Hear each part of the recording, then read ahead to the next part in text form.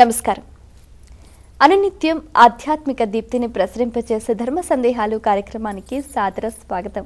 ముందుగా ప్రేక్షకులందరికీ సంక్రాంతి శుభాకాంక్షలు. మనం జరుపుకునే పండుగలలో కూడా ఎంతో విశిష్టమైనది సంక్రాంతి.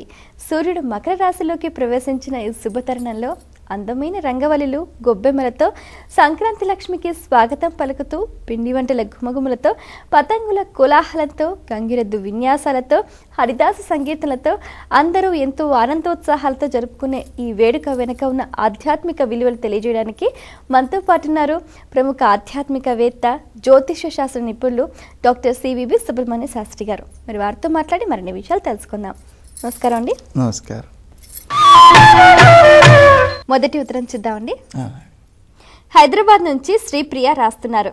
సంక్రాంతి అంటే అర్థం ఏమిటి, ఈ పండుగలోని పరమార్థం ఏమిటి తెలియజేయగలరు అంటూ రాస్తున్నారు. సంక్రాంతి అంటే ఒక రాశి నుంచి మరొక రాశికి సంక్రమించడాన్ని సంక్రాంతి అంటారు. ఇది ప్రతిరోజు జరిగేవి కొన్ని ఉంటాయి, 2 రోజులకు ఒకసారి జరిగేవి, 5 రోజులకు ఒకసారి జరిగేవి, ఇలా చాలా ఉంటాయి. ఇక్కడ చిత్రం ఏంటంటే చంద్రుడు 2.25 రోజులకు ఒక రాశి నుంచి ఇంకో రాశికి సంక్రమిస్తాడు. సూర్యుడు ఒక నెల రోజులకు ఒక రాశి నుంచి ఇంకో రాశికి సంక్రమిస్తాడు. ఇలా ప్రతి నెల సూర్యుని యొక్క సంక్రాంతి ఉంటుంది. కానీ మకర సంక్రాంతికి ఒక ప్రత్యేకమైనటువంటి విలువ ఉంది. ఆ కారణంగా దీన్ని సంక్రాంతి పండగ అని పిలుస్తుంటారు.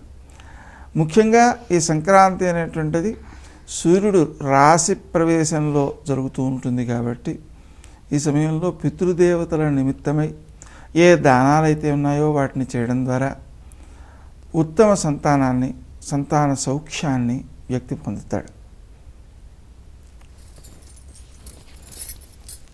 మరో ఉత్తరం చూద్దామండి. బెంగళూరు నుంచి లావణ్య రాస్తున్నారు. సంక్రాంతి నాడు ఇంటి ముందు రంగవల్లులు ఎందుకు వేస్తారు తెలియజేయగలరు అంటూ రాస్తున్నారు. ఈ ముగ్గులను మనం వాటి స్వరూపాన్ని కనుక గమనించినట్లయితే ఆకాశ పరిశీలనకు సంబంధించినటువంటి ఒక విద్యాభ్యాసం అన్నమాట, ట్రైనింగ్.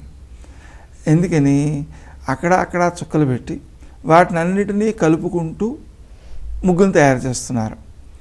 ఇక్కడ ఆ చుక్కలు పెట్టేటప్పుడే వాళ్లకు ఈ మొత్తం స్వరూపం అంతా దృష్టిలో ఉంటుందన్నమాట.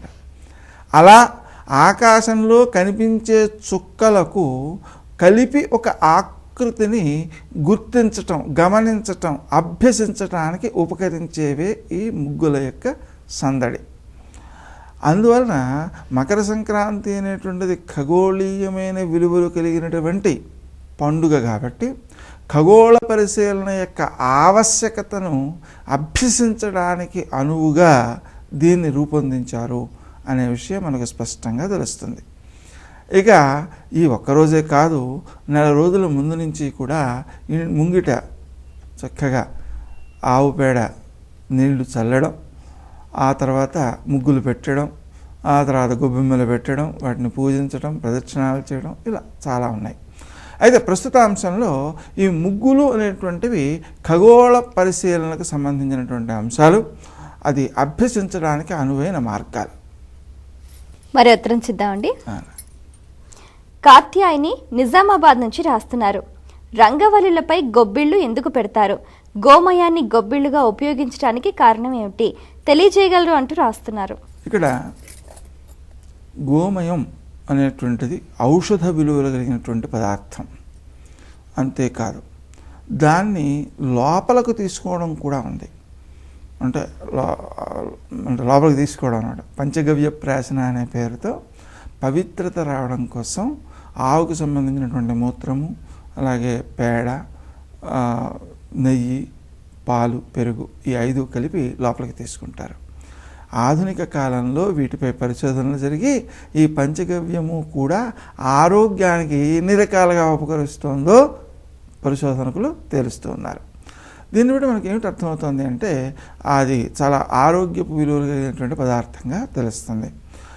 దాన్ని మనం ఏం చేస్తున్నాం, చక్కగా నీళ్లు చల్లుతున్నాం. దానివల్ల ఏమవుతుంది, అక్కడ ఉండేటువంటి బ్యాక్టీరియా అనేటువంటివి నశించడానికి అవకాశం ఏర్పడుతుంది.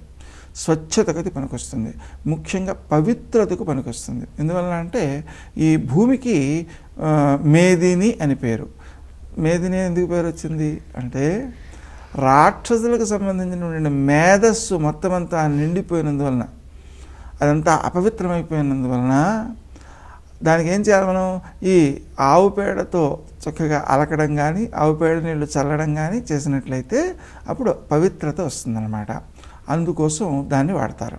ఇక ఆ తర్వాత గొబ్బెమ్మను ఎలా తయారు చేస్తున్నారు అంటే గుండ్రంగా తయారు చేస్తున్నారు, బంతిలాగా. అంటే భూమి యొక్క ఆకారంలో దాన్ని తయారు చేస్తున్నారు. కాగా ఆ భూమిని మనం పూజించాలి. ఎలా, సారవంతమైన దానినిగా గుర్తిస్తూ పూజించాలి. ఆ సారవంతం చేయడానికి వాడాల్సింది మళ్ళీ ఈ ఆవు పేడే. అంటే దాన్ని కనుక భూమిలో కలుపుతూ ఉన్నట్లయితే అది చక్కగా పవిత్రమవుతుంది, అలాగే సారవంతమవుతుంది. అక్కడ మనం పెట్టేటప్పుడు కూడా 3 పెట్టడం, పైన మధ్యలో ఇంకోటి పెట్టడం, పెట్టిన దానిమే మళ్ళీ ఇంకోటి పెట్టడం, అలా చేస్తుంటాం. గొబ్బెమ్మల మీద కూడా కొన్ని రకాల పూలు మాత్రమే పెడతారు. అవును అవును, బంతి పూలు తప్పనిసరిగా పెడుతుంటారు. అయితే ఇవి పెట్టడంలో తాత్పర్యం ఏమిటి అంటే ఆకాశంలో కూడా గోళం, దానికి చిన్న ఉపగ్రహం అలా ఉన్నాయి కదా, అలా పెద్ద గోళం మళ్ళీ చిన్న గోళం అలాగనమాట.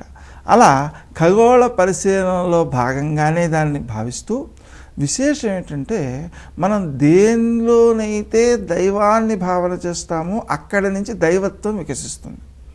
అంటే ఆనందాన్ని ఇవ్వడం వికసిస్తుంది. జాగ్రత్తగా గమనించినట్లయితే ఒక యోగి తపస్సు చేసుకుంటున్నాడు. అక్కడికి ఓ దొంగ వచ్చాడు. దొంగ వచ్చి అక్కడ ఉన్న పాత్రలో అవి కూడా మూట కట్టుకున్నాడు. గుమ్మం దాటుతుంటే ఈ లోపల ఉన్నటువంటి యోగి ఉంటాడు. యోగి చూశాడు, గుమ్మం కళ్ళు తెరిచాడు అనమాట. తెరిచేటప్పటికి ఈయనగాడ పారిపోతున్నాడు. ఆయన వెంట ఈయన పరిగెట్టడం ప్రారంభించి చివరికి వాడిని పట్టుకుని ఈ మూట కాస్త వాడి చేతిలో పెట్టి నారాయణ నారాయణ అంతా నీదేనా నాయన అన్నాడు. అయిపోయింది. వాడికి దొంగ ఏం చేయాలో తెలియక స్తబ్దుడైపోయి ఆయన చితిపుచ్చుకున్నాడు. కొంతకాలం తర్వాత ఈ యోగి హిమాలయాల్లో సంచరిస్తుంటే ఒక తేజోవంతమైన మూర్తి కనిపించింది. ఆయన దగ్గరికి వెళ్ళాడు, కూర్చున్నాడు. ఆయన కళ్ళు తెరిచిన తర్వాత సందేహాలు తీర్చుకున్నాడు. చివరిగా ఓ ప్రశ్న వేశాడు, స్వామి మీరు ఇంత అభివృద్ధిని సాధించారు ఆధ్యాత్మికంగా, మీరు అలా సాధించిన దానికి కారణమైన మార్గాన్ని నాకు చెప్పినట్లయితే నేను కూడా అదే మార్గంలో పయనించి అభివృద్ధిని సాధిస్తానని చెప్తే ఆ యోగి అంటున్నాడు, అది ఆ తేజోమూర్తి ఏమంటే, కొంతకాలానికి పూర్వం నేను ఒక యోగి దగ్గర దొంగతనానికి వెళ్ళాను. ఆయన తన వస్తువులని నా చేతిలో పెట్టి నారాయణ నారాయణ ఎంత నీదేరా నాయన అన్నాడు. అప్పటి నుంచి ఇలా అయిపోయాను. తాత్పర్యం ఏంటి అంటే మనం ఒక విగ్రహంలో దైవాన్ని భావన చేస్తే అక్కడ దైవం వికసిస్తుంది. ఒక వ్యక్తిలో దైవాన్ని దర్శిస్తే ఎందుకు వికసించదు? వికసిస్తుంది. అలా మనం ఏ పదార్థములలో దైవాన్ని భావన చేస్తామో దాని నుంచి ఆనందమే కలుగుతుంది, దుఃఖం కలగదు. కాబట్టి గొబ్బెమ్మలను భూమిగా భావన చేసి పూజించడం ద్వారా ఏమవుతుంది అంటే భూమిని దైవంగా మనం భావన చేశాము కాబట్టి ఈ భూకంపాలు లాంటివి లేకుండా చక్కని పంటలు పండుతూ సంపదలు వృద్ధి చెందుతూ అలా అన్నీ సమకూడతాయి. అందుకని పంటల రూపంలో సంపదలు ఇంటికి వచ్చే వేళ భూమిని ఆరాధించే ప్రక్రియగా దీన్ని మనం అర్థం చేసుకోవచ్చు. మరో ఉత్తరం చూద్దామండి. కర్నూలు నుంచి హైమవతి రాస్తున్నారు, సంక్రాంతి రమణుడు అంటే ఎవరు? ఆయనను సంక్రాంతి నాడు ఎందుకు పూజిస్తారు? వివరించండి అంటూ రాస్తున్నారు. సంక్రాంతి పురుషుడు అని పంచాంగంలో మనకు రాస్తారు. ఆయన ఎలా వస్తాడు, ఏ వాహనం ఎక్కొస్తాడు, ఏ పదార్థాలు తింటాడు అని అనమాట. అంటే ఆ సంక్రాంతి పురుషుడు ప్రయాణించేటువంటి మార్గం కానీ లేకపోతే ఎక్కిన వాహనం కానీ అవి కొన్ని అభివృద్ధి చెందడం, కొన్ని నశించడం లాంటివి జరుగుతుంటాయి. మొత్తం మీద సంక్రాంతి పురుషుడు అంటే సూర్యుడు. ఆ సూర్యుని యొక్క రాశి సంచలనమే కదా ఇప్పుడు జరుగుతున్నది. కాబట్టి ఆ సూర్యుడిని ఆరాధించడంలో ఒక మార్గం అన్నమాట అది. కాబట్టి సంక్రాంతి నాడు జరిగే పని సూర్యుడు ఒక రాశి నుంచి ఒక రాశికి సంక్రమించటం, ఆ రోజున పూజించేటువంటి వ్యక్తి సంక్రాంతి పురుషుడుగా సూర్యుడిని మనం ఆరాధన చేయాలి అని అర్థం.